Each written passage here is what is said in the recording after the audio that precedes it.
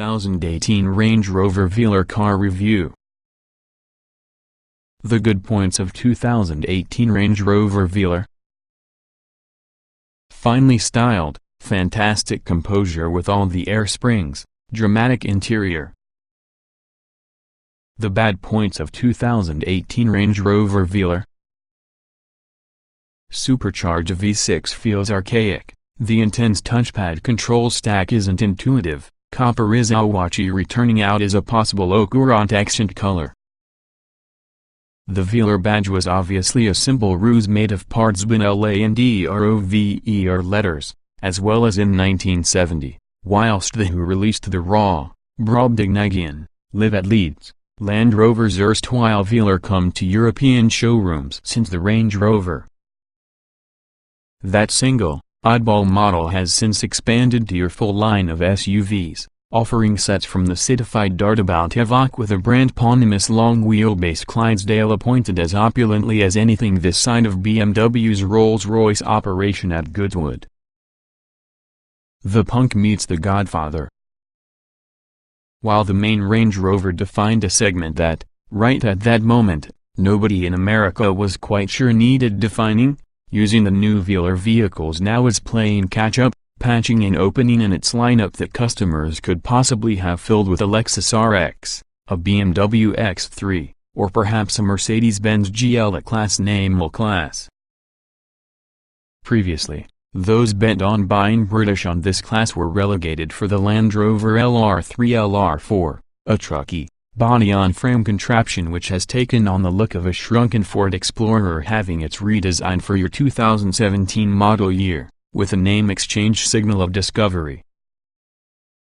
The Velar's $50,895 base prices are $90 shy from the Discoveries, but whilst the Disco features a 340 horsepower supercharged 3.0-liter V6 at its $50,985 starting price 2017 model year pricing, the low-end Velar makes do with a 247 horse turbocharged NLM4.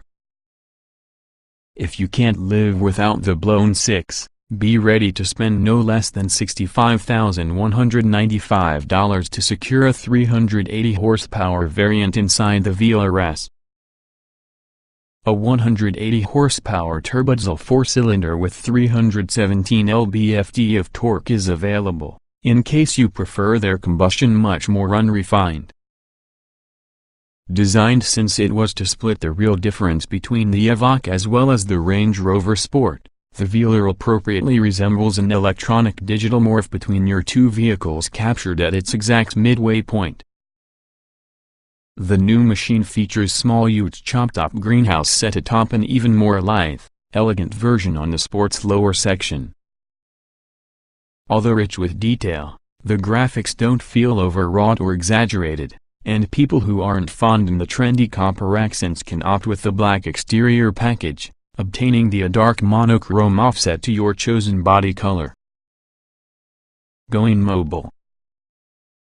On narrow, rural lanes in Norway where we drove it, the Velar's control room front and multi-link rear suspension fitted with optional air springs offered a unique blend of ride comfort and sporty attitude.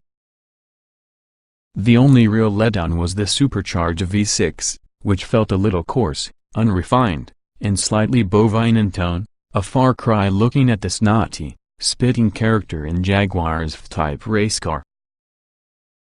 The Velar's considerable curb weight, we expect it to weigh between 4,800 and 5,050 pounds, is well controlled under every input besides acceleration, which feels a little bit lackluster. Any sense of laggardliness might be more of a generalized sensation than they usually merit, as Land Rover claims, until this hottest Velar helps make the run to 60 miles per hour in 5.3 seconds and tops out at 155 miles per hour, while Jaguar Land Rover's supercharged V8, not available inside the Velar, remains a model of frivolous, thirsty joy, and its particular new Ingenium 4-cylinders are solid performers. The 6 feels just as if it's aging poorly. The Velar's name suggests an immediate connection to your full-size Range Rover, however the aesthetics crib in the Evoque's playbook. We were happily surprised that, regarding on-road demeanor, the Velar leans more toward the supple, relaxed ride from the big rangy rather than sit-out temperament of their smaller sibling. And inside fully loaded V6 first edition example we drove, though within appointments, save for just a cheap filling cup holder cover, were as well as expected and, indeed, felt considerably more luxurious than those of their German and Japanese rivals. Sybarites need look no further. Rich leather can be a given on up-level Range Rovers, plus the top-spec Windsor hide is some with the finest-feeling leather offered by the first edition's $90,295 cost. More interesting to us would be the wool and synthetic suede interior offering, recalling the times when fancy fabrics were equally as desirable as being the skins of cattle. The dash display is undoubtedly an aesthetic wonderment, having a long, sweeping black touchpad beneath a screen seeking all the world to be an iPhone 3G subjected to some session for the Spanish Inquisition's rack. Unlike JLR's chronically laggy infotainment systems of old, the newest Touch Pro Duo setup works quickly, otherwise always within the most intuitive manner. The brand's terrain response driving modes have become selected by tapping an illuminated icon using a flat surface. Not ideal when you are likely to prefer to not remove one's eyes from your road or trail, but because of the Velar's intended demographic, we imagine that the concept of off-road modes beguiles inside you're selecting them. Which is usually a shame, as the Velar is sure-footed and capable on less than ideal terrain, scrambling up slick, loose, shallow-littered trails without difficulty and matter-of-factly tackling an enclosed obstacle course designed explicitly to show off its capabilities. At one time, a spotter had us hanging inside air, backed up by only the right front and left rear wheels. He then commanded us to advance our head toward the base in the pillar. Just a tad of load transfer was enough to gracefully drop the ute down onto its left front wheel. That, the guy proclaimed, shows how well balanced this thing is. It also illustrates how skilled Land Rover's guys and gals have building obstacle courses.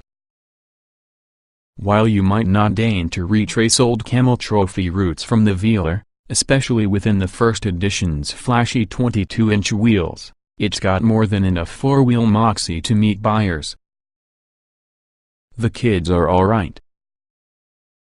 Back in 1970, just the larger, American Jeep Wagoneer approached the brand-new Range Rover's combination of off-road capability and luxury, a melange far taken off Land Rover's agricultural roots. Today, the eminently civilized Land Rover would love you to know has branched out with an entire splotch of luxe utility wagons. If you've been reluctant to take the plunge before, together with the introduction on the Range Rover Velar, the Brits are hoping you'll accept their invitation to participate together using the brand.